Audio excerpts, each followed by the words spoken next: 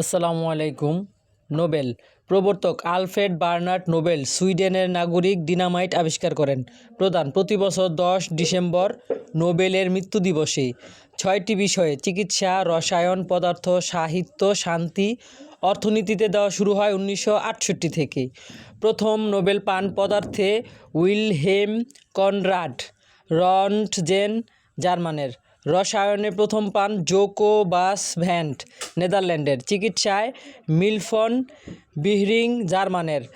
শান্তিতে হেনরি ডুনান্স সুইজারল্যান্ডের। ফ্রেডারিক পার্সি ফ্রান্সের। সাহিত্যে শুলি প্রুধোম ফ্রান্সের। মুসলিম আনোয়ার সাদাত মিশরের 1978 সালে। প্রথম নারী মুসলিম শিরিন এবাদি ইরানের 2003 সালে।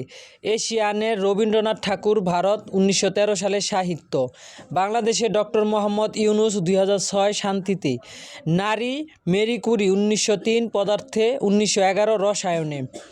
শান্তিতে নারী বার্থা ভন শুটনার 1905 অস্ট্রিয়ার। সাহিত্যে সেলমা লেগারলফ 1909 সুইডেনের।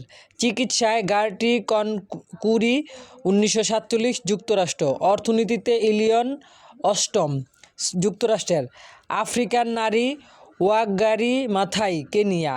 সাহিত্যে গুলে সোয়েঙ্কা নাইজেরিয়া।